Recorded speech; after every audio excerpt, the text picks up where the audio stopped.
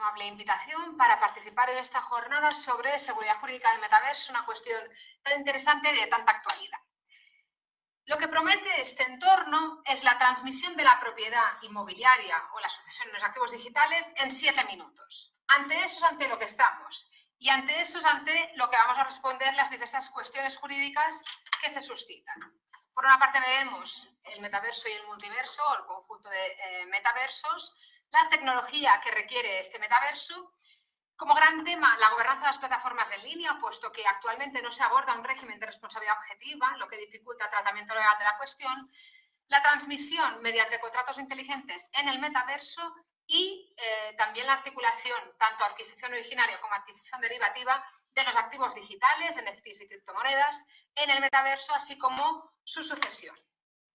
Por metaverso, ¿qué entendemos? Entendemos aquella red virtual en 3D como traslación de esta realidad digital al mundo material. Y en este sentido, la naturaleza jurídica que debe revestir el metaverso tiene que ser la propia de la tierra virtualizada. En el trabajo que anteriormente, en el monográfico de la revista de Derecho Digital e Innovación, ahí se explica con más profundidad, pero a grandes rasgos, necesariamente la naturaleza jurídica que le corresponde al metaverso es la de la tierra virtualizada, porque ello permite que los abusos no queden sin tratamiento legal.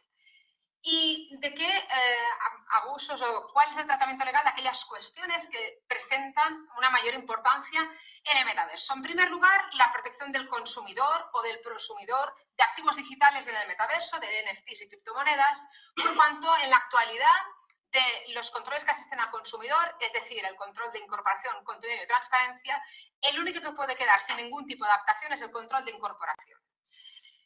Otro gran tema sería la responsabilidad civil, por cuanto los daños en el metaverso, por eso aludía anteriormente a que la naturaleza jurídica tiene que ser la propia de la tierra virtualizada, los daños en el metaverso, para evitar que no queden sin tratamiento legal, tendrían que tener un tratamiento legal específico dentro de este entorno, o al menos adaptar el régimen de la responsabilidad civil en el entorno material a esta realidad digital. Y posteriormente me referiré al régimen de responsabilidad de las plataformas, que iría por otra vía. Otro gran tema, la transmisión de los activos digitales en el metaverso, tanto por actos intervivos como mortis causa. La utilización de la tecnología blockchain, aunque es cierto que es la que utiliza el metaverso, presenta, digamos, algunas fallas en su aplicación en cuanto a la correcta adaptación en este entorno, como posteriormente explicaré. Y, por último, también la protección de datos, ciberseguridad y privacidad, que debe abordarse en este entorno y para lo que no siempre es suficientemente adecuado el Reglamento General de Protección de Datos, sobre todo porque es inaplicable a los datos de personas fallecidas. ¿Qué tecnologías utiliza el metaverso? Bueno, en primer lugar, la tecnología blockchain aplicada a Internet, o lo que se conoce como Web3. Web3 lo que permite es utilizar Internet sin que sea hackeable, se pueda variar su contenido, sea censurable, ni tampoco cabe una caída de la red, lo cual presenta unas grandes ventajas a nivel del usuario respecto del Internet actual, aunque se encuentra todavía en fase de expansión. Además de la tecnología blockchain y su aplicación a Internet, también encontramos la inteligencia artificial. ¿En qué se diferencia una tecnología y otra? Bien, blockchain lo que permite es automatizar aquello programado. Por tanto, la tarea del programador presenta una mayor relevancia que respecto de la inteligencia artificial, que permite la toma autónoma de decisiones. Y, por tanto, mediante el procesamiento automático de datos con el Big Data en las plataformas del metaverso, se podrá llevar a cabo un tratamiento legal y al final una aplicación al usuario final en cuanto a selección final mediante la aplicación de la inteligencia artificial. Eso presenta mucha importancia en cuanto a la protección del consumidor en este ámbito. Y por último, tanto la adquisición de criptoactivos, de NFTs y de criptomonedas, para ello necesitaremos, de conformidad con la guía que se ha presentado este verano por parte del European Law Institute en el mes de julio, sobre la utilización de activos digitales como garantía, necesitamos, por una parte, los metadatos, es decir, aquel código informático alojado en una plataforma del metaverso, y por otra parte, la representación gráfica será accesible o mediante esa plataforma del metaverso, el bolso Birkin de la marca Hermès o una parcela en Decentraland, será accesible esa representación gráfica del activo digital o mediante la plataforma o mediante una cartera de activos digitales, lo que se conoce como CryptoWallet. ¿Y todo esto qué permite? Bueno, pues por una parte, dotar de publicidad inmediata en la transmisión. En el momento en que se transfiere se transmite la propiedad por adquisición derivativa de un activo digital, va a ser directamente accesible mediante esa plataforma, así como también los cambios en la posesión inmediata de ese bien. Hay plataformas, por ejemplo, NextEarth publicita, además de quiénes son los titulares de cada activo digital, cuál es su país o su estado de procedencia de origen. Por tanto, eso presentará una gran utilidad en el próximo tiempo. ¿Y cuál sería el hardware del metaverso? Es decir, aquella tecnología que además de la tecnología blockchain, el uso de la inteligencia artificial y la aplicación a Internet, necesitamos para realmente tener una experiencia inmersiva en el metaverso. Bueno, por una parte, la realidad aumentada, es decir, la utilización mediante gafas de realidad aumentada de la entrada en el metaverso. En segundo lugar, estaría la realidad virtual, es decir, incorporar en la propia realidad material, mediante objetos de apariencia real como un holograma, aquella realidad presente en el metaverso. Y, por último, la realidad mixta, que es hacia donde yo creo que evolucionaremos. No viviremos en el metaverso, espero que no sea así. Lo mismo que no vivimos en la actualidad en un videojuego. Será una realidad o bien que podrá ser incorporada al mundo material o en la que, mediante el resto de tecnologías, constituirá una realidad mixta. Yo creo que a lo largo del tiempo evolucionaremos, al igual que utilizamos determinados teléfonos inteligentes, relojes inteligentes, etcétera, también podremos utilizar gafas inteligentes para ver si en una propiedad, quién es el propietario, qué transmisiones ha habido, si el bien está grabado, etcétera. Y por tanto evolucionaremos hacia una realidad mixta. Y ya para concluir, las tecnologías de la realidad digital a las que me he referido previamente, como la tecnología blockchain, Web3 y la inteligencia artificial. Todo eso constituiría el hardware del metaverso. ¿Cuál es el gran problema que plantean actualmente las plataformas del metaverso? Bien, no se ha abordado un régimen de responsabilidad objetiva de las plataformas, ni en la denominada P2B Regulation, el reglamento 1150/2019, que lo que aborda son las relaciones entre los proveedores de servicios y plataformas en línea, de interpretación en línea, disculpad, como es una plataforma del metaverso, ni tampoco respecto de usuarios profesionales u otros usuarios que pudieran interactuar en él. Tampoco se ha abordado un régimen de responsabilidad objetiva transversal a cualquier tipo de plataforma en la Digital Services Act. Solamente las grandes plataformas en línea tendrán un régimen o unas obligaciones especiales, pero no son aplicables transversalmente. Por tanto, el primer escollo en cuanto al tratamiento legal de la gobernanza de las plataformas del metaverso será precisamente la ausencia de un régimen de responsabilidad objetiva. Y además que ese régimen de responsabilidad objetiva ya se advertía en el estudio del Parlamento Europeo presentado en el año 2019 sobre la responsabilidad de las plataformas en línea. En la actualidad, el grupo de expertos de plataformas en línea de la Comisión Europea está planteando una revisión para incorporar esta responsabilidad objetiva tanto en la P2B Regulation como en las recién aprobadas Digital Services Act y Digital Markets Act. Por lo que veremos hacia dónde evoluciona esta cuestión. Mientras tanto, el gran problema que se plantea para el usuario de una plataforma del metaverso es la posible eliminación en cuanto a su posible oferta de activos digitales. Me estoy refiriendo fundamentalmente a la adquisición de criptomonedas. Hay plataformas como Ethereum que solo permiten adquirir su criptomoneda Ether, pero hay otras plataformas como blockchain en las que se pueden adquirir multiplicidad de criptomonedas, no solo la propia, que es Bitcoin, sino otras. Bien, en este ámbito, mientras no se aborde una regulación de las plataformas en línea, la adquisición de estos activos digitales pasará necesariamente porque la plataforma del metaverso adopte respecto del usuario final o del consumidor en este ámbito, unos compromisos en su corporate compliance o en sus mecanismos reputacionales, en aquellos términos y condiciones de uso de la plataforma, en la que realmente se comprometa a no sesgar la oferta, porque si no, lo contrario, aboca a la discriminación algorítmica, es decir, que mediante la inteligencia artificial se eliminen de la competencia determinados activos digitales para excluirlos de la posible elección final del consumidor. O también la colusión algorítmica como práctica anticompetitiva al respecto. Para el microtargeting, es decir, aquella sugerencia de compra personalizada, no hay un tratamiento legal específico ni puede haberlo porque se enmarca dentro de las estrategias legítimas de marketing. Si una plataforma del metaverso, conociendo los gustos de un consumidor, ofrece determinadas obras de arte en lugar de digamos, otro tipo de activos como puede ser una parcela en el metaverso, será en función de los datos vertidos por el usuario en esa plataforma. ¿Y qué regulación debe tener la inteligencia artificial en este ámbito? En primer lugar, la prohibición de decisiones automáticas, eso ya se contiene en el Reglamento General de Protección de Datos, y evaluar y auditar los algoritmos al respecto, pero hay determinadas cuestiones en cuanto a inteligencia artificial que no presentan una regulación en cuanto al Reglamento General de Protección de Datos.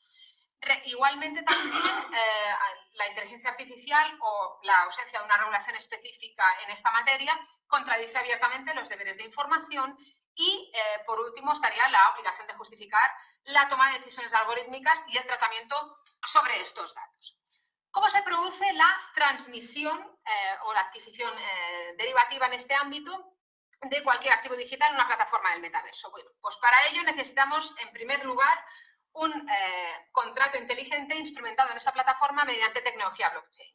Y eso, aplicado en este ámbito, permite que, como las prestaciones del contrato se autoejecutan mediante esa tecnología y el activo digital se encuentra alojado en la plataforma del metaverso, en sus metadatos y la representación gráfica online, permite que la enforcement de ese contrato, aquellas vicisitudes, puedan ejecutarse al margen de la jurisdicción, solamente reservándola para aquellos eventos de apreciación subjetiva, especialmente la falta de conformidad en la adquisición de un activo digital. Va a ser muy difícil programar cuando hay falta de conformidad porque no hay incumplimiento, y también va a permitir la adaptación de aquellas consecuencias negativas o aquellos remedios privados que se hayan previsto en el contrato. Por propiedad inteligente, o el concepto de propiedad inteligente, fue acuñado por Nick Szabo, que también previó el concepto de contrato inteligente 2 años antes, en 1996. Bueno, 2 años después estableció el concepto de contrato de propiedad inteligente, y en la actualidad podemos adaptar este concepto como la aplicación de blockchain a un determinado activo, en este caso un activo digital. Y por tanto partiremos de unos metadatos alojados en la plataforma y su correspondiente representación en una representación gráfica. También es cierto que podemos expresar que, además de la propiedad inteligente en forma de activos digitales, también tendríamos la tokenización de bienes sobre lo que ya se ha estudiado en cuanto a representación digital de un inmueble o cualquier otro tipo de propiedad existente en la realidad material. Y ello que permite fundamentalmente automatizar la adquisición originaria y derivativa, el derecho de uso y la facultad de exclusión del propietario y la posible fragmentación en derechos reales y su extinción. Y me detengo aquí en cuanto a la adquisición y transmisión, así como la sucesión en los activos digitales del metaverso, porque esa, creo, a mi modo de ver, que va a ser la gran cuestión a abordar en cuanto al tratamiento legal, además de la responsabilidad civil, en los próximos años. La adquisición originaria necesariamente necesitará de la aplicación de la tecnología blockchain al activo digital, que ofrezca, por ejemplo, una plataforma como Decentraland en cuanto a el ofrecimiento de una concreta parcela. Mientras que para adquisición derivativa, al menos en estados de nuestro entorno, de nuestra tradición jurídica, se requerirá de la aplicación de esa tecnología blockchain en el contrato y la posterior tokenización del objeto del contrato. En los sistemas constitutivos, como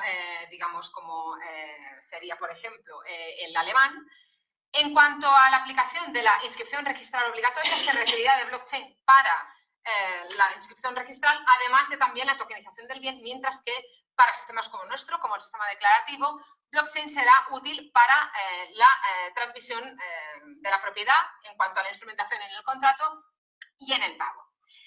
Y voy a proceder a abordar brevemente la sucesión de los activos digitales, aunque me remito a un trabajo que será publicado en una revista italiana de aquí a aproximadamente 1 año. Sí que creo que es importante mencionar algunas cuestiones. Bien.